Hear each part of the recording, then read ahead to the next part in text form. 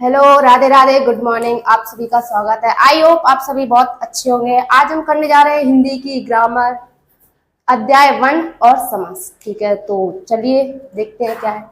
समास किसे कहते हैं एवं इसका उदाहरण चलिए देखते हैं। दो या दो या दो से अधिक शब्दों को मिलाकर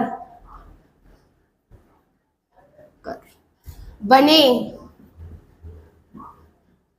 बने संक्षिप्त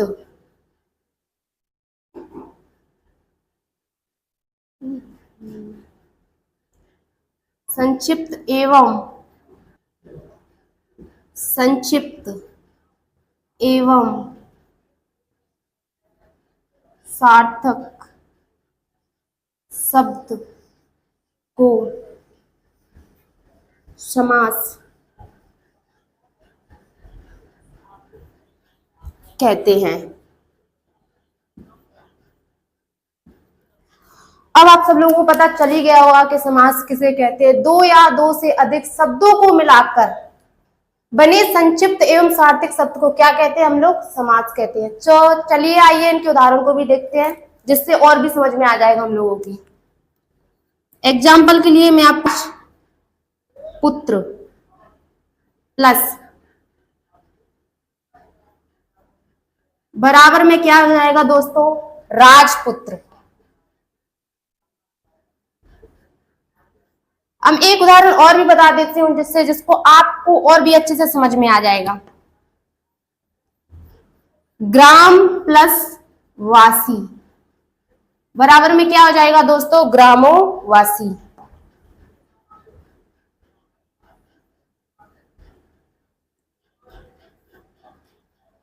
आई होप दोस्तों आप लोगों को इतना कुछ समझ में आ गया होगा। और हाँ, बोलूं, अब पढ़ेंगे हम लोग इसके प्रकार। तो चलिए दोस्तों इसके प्रकार देखते हैं कितने प्रकार होते हैं। चलिए दोस्तों, जैसे कि मैंने बताया था आपको पहले, तो आज हम सीखेंगे समास कितने प्रकार के होते हैं और उनके नाम। चलिए,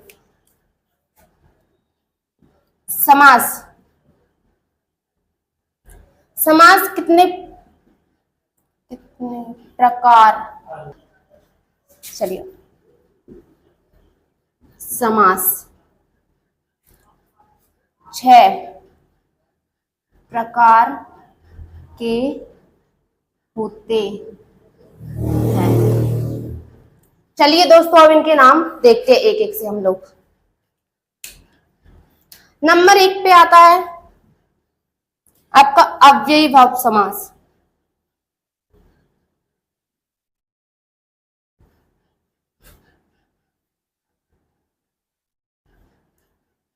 और नंबर 2 पे आएगा आपका तत्पुरुष समास।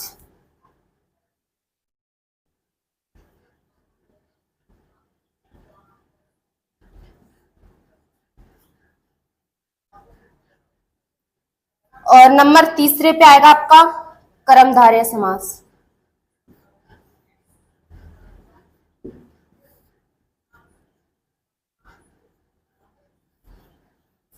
चलिए दोस्तों, जैसे कि मैंने आपको 3 बता दिए हैं, अब 3 इधर की साइड लिख देते हैं जिससे आपको और भी समझ में आए सही तरीके से।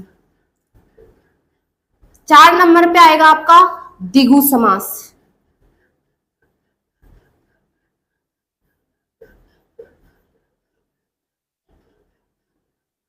और जो 5वें नंबर पे है वो आपका द्वंद्व समास।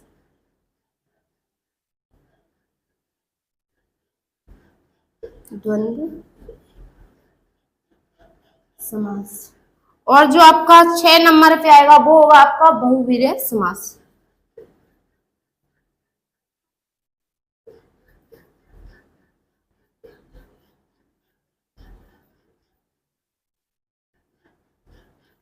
तो मैंने आपको बता दिए कि प्रकार कितने होते हैं और समास कितने प्रकार के होते हैं, ये सारे आपके सामने हैं। आई होप दोस्तों आप लोगों को बहुत अच्छा समझ में आया होगा। चलिए दोस्तों, जैसे कि मैंने आपको प्रकार बता ही दिए हैं, तो अब हम लोग पढ़ेंगे इनको आगे। एक एक से मैं इन सभी के बारे में आपको बताऊंगी, ठीक है। ओके दोस्तों, आई होप आपको वीडियो बहुत अच्छी लगी होगी। अगर अच्छी लगी हो तो प्लीज लाइक सब्सक्राइब जरूर करें और हमारे चैनल को सब्सक्राइब करें। तो अब इनके बारे में हम लोग जानते हैं, समास के जो मुख्य बेसिक होते हैं पद, उनके बारे में। तो क्या दोस्तों, मैंने पहले से ही लिख के रखा है दोस्तों, आप लोगों को पता है हमारे पास स्मार्ट बोर्ड तो है नहीं, तो इसीलिए पहले से ही करके रखा है। तो चलिए दोस्तों, हम लोग जो बेसिक बातें हैं समास के बारे में वो पढ़ते हैं, ठीक है। समास के मुख्य बेसिक पद क्या होते हैं, तो सबसे पहले उसमें पूर्व पद पूछ रहा है। पूर्व पद क्या होता है? समास का पहला पद, ठीक है दोस्तों। समास का क्या होता है? इसमें पहला पद होता है। और उत्तर पद किसे कहते हैं? जैसे कि देखो, इसमें पहला पद बताया गया है, तो इसमें उत्तर पद का मतलब दोस्तों क्या होता है? दूसरा पद, ठीक है। पहला पद के अलावा इसका दूसरा पद वो वाला, ठीक है दोस्तों। अब क्या है? समस्त पद। समस्त पद का मतलब क्या होता है दोस्तों? जब दोनों पदों से मिलकर एक शब्द बनता है उसको बोलते हैं, ठीक है दोस्तों। चलिए, अब विग्रह का मतलब क्या होता है? विग्रह का मतलब देखो, इन दोनों से जुड़ा तो क्या बना? एक नया शब्द बना जिसको समस्त पद कहते हैं दोस्तों। अब आइए, अब इन तीनों से मिलकर, इन तीनों को जो क्या बोल रहा है, ये देखो, इस समस्त पद को अलग करके उसका एक अर्थ स्पष्ट करना, ठीक है दोस्तों। समझ में आ रहा होगा आपको? इन सभी के मिलाने के बाद, ठीक है, इसका हम लोग विग्रह करेंगे, ठीक है, जब इसका एक अलग उत्तर आएगा, ठीक है, यानी स्पष्ट अर्थ आ जाएगा। चलिए दोस्तों, मैं आपको करके बता देती हूँ जिससे समझ में आ जाएगा।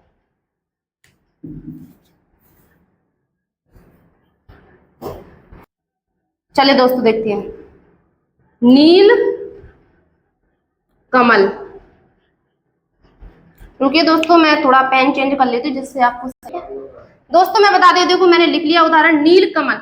अभी आप लोग पूछेंगे तो आपको समझ में नहीं आ रहा हो, तो जैसे कि मैं आपको बता देती हूँ। देखो, इसमें ये क्या लिखा है? पूर्व पद। तो आपको दोस्तों ये पहला पद दिख रहा है, ये वाला नील कमल।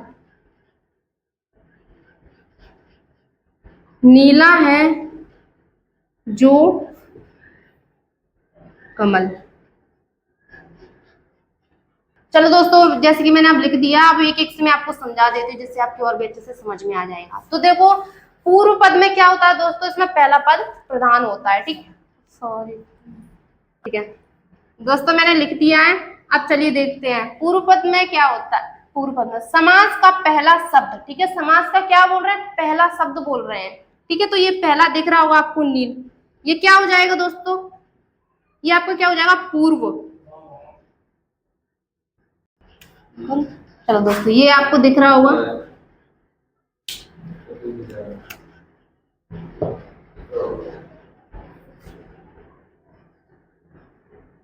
जो आपको दिख रहा होगा ये दोस्तों नील। ये क्या हो जाएगा? पूर्व पद हो जाएगा आपका दोस्तों। क्या हो जाएगा आपका? पूर्व पद हो जाएगा। जैसे कि आप ये देखिए, आपको यहाँ पे कमल लिखा दिख रहा होगा दोस्तों, आपको दिख ही रहा होगा, ठीक है। तो ये क्या हो जाएगा दोस्तों? आपका उत्तर पद, ठीक है। ये क्या हो जाएगा आपका? उत्तर पद, ठीक है दोस्तों। अब यहाँ पे आपको दिख रहा होगा ये पूरा शब्द बना हुआ है यहाँ पे, ये पूरा। तो ये क्या हो जाएगा दोस्तों? हमारा समस्त पद, यानी इन दोनों से मिलकर बन रहा है दोस्तों, ठीक है।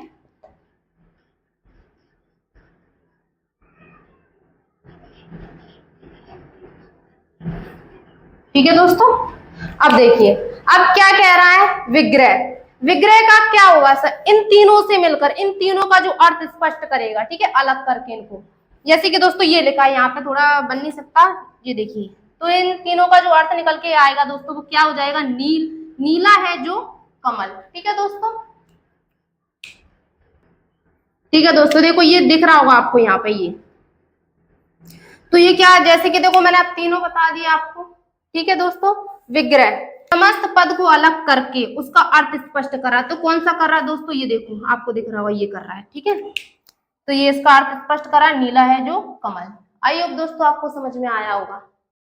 ठीक है दोस्तों, आई होप आपको समझ में आया होगा। जैसे कि मैंने पहले आपको बता दिया था कि समास किसे कहते हैं, समास के उदाहरण बता दिए थे और आपको प्रकार भी बता दिए थे। अब चलती है एक एक से इनके प्रकार भी पढ़ लेते हैं। तो सबसे पहला समास कौन सा है? अव्ययभाव समास किसे कहते हैं और इसके उदाहरण। तो देखिए, जिस समास में पहला पद प्रधान होता है और समस्त पद अवयव हो और उसे अवयव भाव की तरह, भैया अवयव हो, ठीक है, अवयव हो। थोड़ा मिस्टेक हो गया था तो मैंने इसको सही कर दिया। तो चलो एक बार और मैं आपको दिखा देती हूँ। जिस समास में पहला पद प्रधान होता है और समस्त पद अवयव हो उसे अव्ययभाव समास कहते हैं। तो चलिए इसके उदाहरण भी देख लेते हैं जिससे आपको और भी अच्छे से समझ में आ जाए। चलिए इसके उदाहरण देखते हैं। सबसे पहला उदाहरण है इसका, प्रतिदिन। प्रतिदिन का क्या हो जाएगा? प्रत्येक।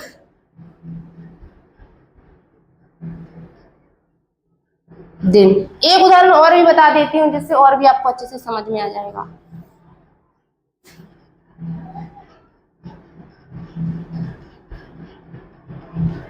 भर पेट।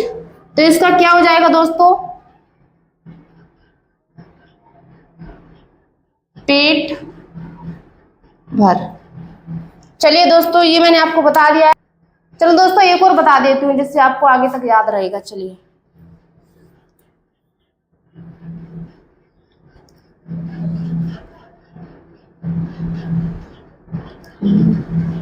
अरे यार, यथा शक्ति, यानी क्या हो जाएगा दोस्तों?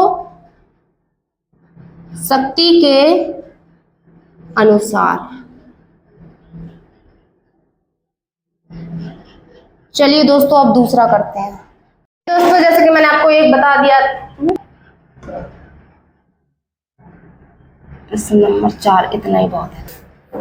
तो ये प्रश्न नंबर 4 का। तो चलिए दोस्तों मैंने आपको अव्यय भाव के बारे में बता दिया था। अब तत्पुरुष के समास के बारे में जानते हैं। जिस समास में दूसरा पद प्रधान होता है और दोनों पदों के बीच का कारक चिन्ह छिपा होता है उसे तत्पुरुष समास कहते हैं। का मतलब यानी दोस्तों क्या होता है? का लोप होता है, ठीक है, छिपा हुआ का मतलब, ठीक है दोस्तों। चलिए अब इसके उदाहरण देखते हैं।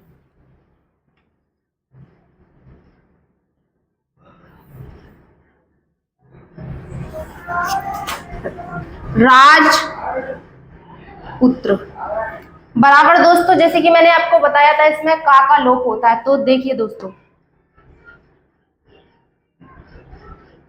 राजा का पुत्र। एक और भी बता देती हूँ दोस्तों जिससे आपको और भी अच्छे तरीके से समझ में आ जाएगा, ठीक है। गंगा जल बराबर दोस्तों क्या हो जाएगा? गंगा का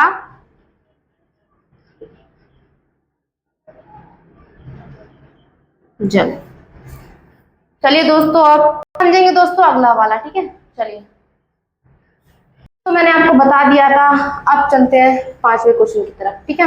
जैसे कर्मधारय समास किसे कहते हैं? उदाहरण, जिस समास में एक पद विशेषण हो और दूसरा पद विशेष्य होता है तथा दोनों पद एक ही वस्तु या एक व्यक्ति, मतलब समझने का अर्थ क्या है? जिसमें कोई भी वस्तु या व्यक्ति वो केवल एक ही चीज से जुड़ी हुई होती है, ठीक है, के लिए होते हैं, उसे कर्मधारय समास कहते हैं। चलिए दोस्तों इसके उदाहरण देख लेते हैं।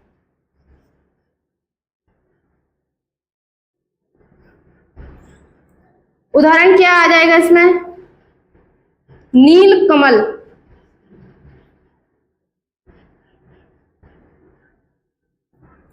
और इसका जो अर्थ होगा वो कैसे बनाएंगे दोस्तों? देखिए, नीला है जो कमल, ठीक है दोस्तों। चलिए दूसरा उदाहरण भी देख लेते हैं। चंद्रमुख। चंद्रमुख का क्या हो जाएगा दोस्तों? यानी चंद्रमा,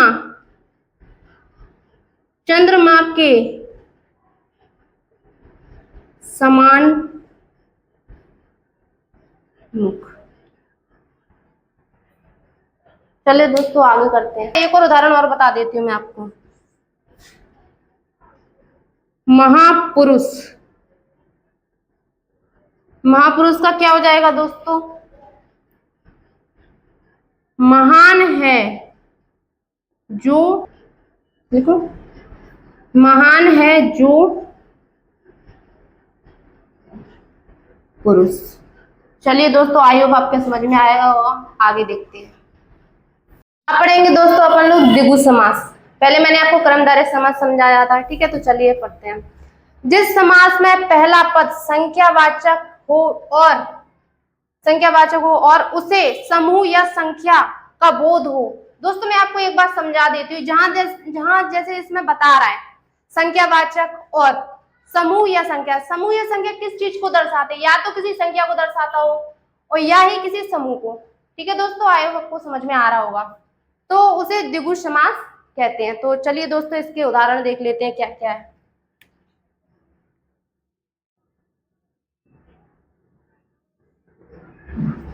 सबसे पहले क्या आ जाएगा दोस्तों इसमें?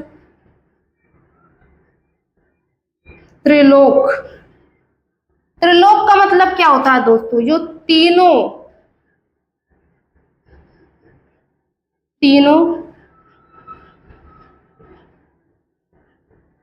लोकों का समूह। ठीक है दोस्तों, चलिए दूसरा उदाहरण भी देख लेते हैं अपन लोग। इसमें कौन सा हो जाएगा? चौराहा। चौराहा, चौराहा का क्या हो? चलो दोस्तों मैं इसको थोड़ा ठीक कर देती हूँ। चौराहा, चौराहे का क्या हो जाएगा दोस्तों? चार राहों का समूह। दोस्तों इसमें एक उदाहरण और है जो बहुत ज्यादा। चलिए दोस्तों, जैसे मैंने बताया कि एक उदाहरण और है इसमें जो बहुत ही ज्यादा आता है, तो चलिए उसको भी देख लेते हैं। पंच बटी। तो क्या हो जाएगा दोस्तों? 5 बटों, 5 बटों का समूह। ठीक है दोस्तों, चलिए अब आगे देखते हैं। तो दोस्तों जैसे कि मैंने पहला वाला आपको बता दिया था, यहाँ पर दोस्तों ये 7वां वाला है।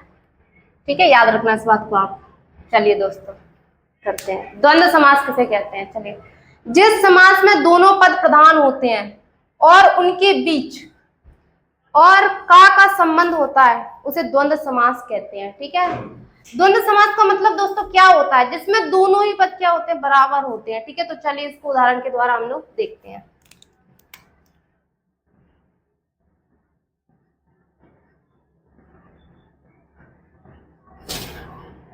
चलिए दोस्तों इसका पहला उदाहरण क्या होगा देखते हैं। माता पिता बराबर में दोस्तों क्या हो जाएगा? जैसे चलिए दोस्तों देखते हैं इसका क्या हो जाएगा। जैसे कि मैंने अभी आपको बताया था कि दोनों के बीच क्या होता है? बराबर होते हैं। ठीक है दोस्तों, तो देखिए क्या होगा। माता और क्या हो जाएगा दोस्तों? पिता। चलिए दोस्तों इसका एक उदाहरण और भी है, वो भी देख लेते हैं। जैसे कि दिन रात। सेम इसी की तरह दोस्तों हो जाएगा, जैसे मैंने इसको बनाया सेम ये भी ऐसा ही हो जाएगा। इसमें भी हम केवल और का प्रयोग करेंगे। ठीक है, तो क्या हो जाएगा यहाँ पे दोस्तों? दिन और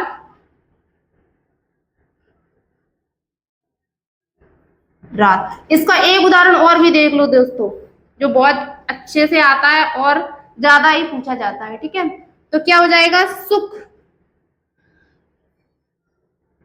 और क्या हो जाएगा दोस्तों? दुख। ठीक है, तो क्या हो जाएगा दोस्तों यहाँ पे? अरे थोड़ा सा, सुख और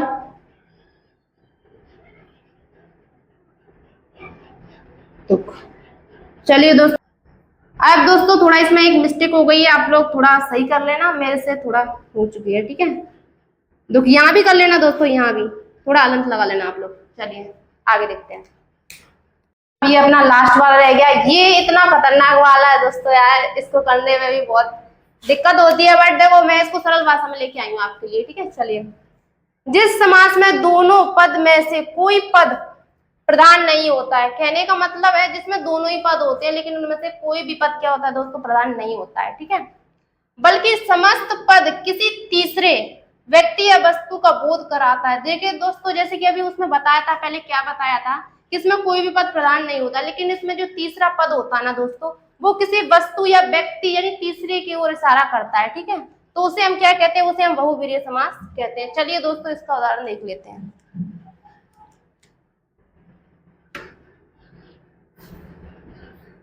दशानन।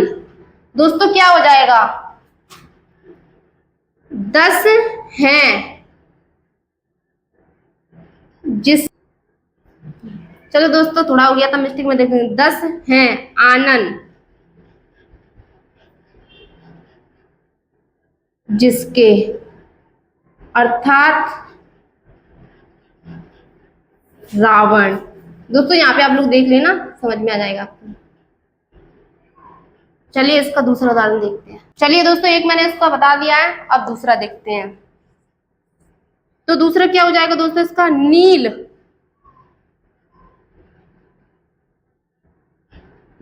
कंठ।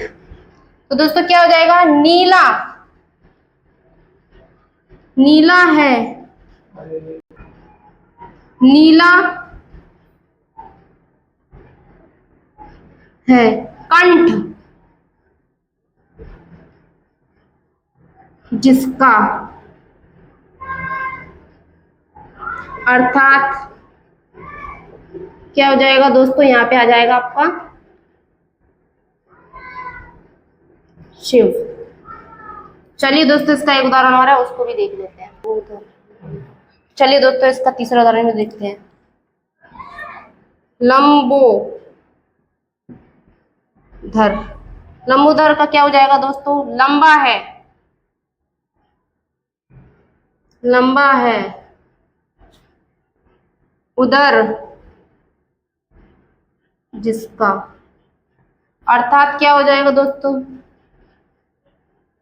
चलिए आप बता दीजिए, बता रहे हो या फिर मैं ही बता देती? चलिए मैं ही बता देती हूँ। तो क्या हो जाएगा दोस्तों? गणेश।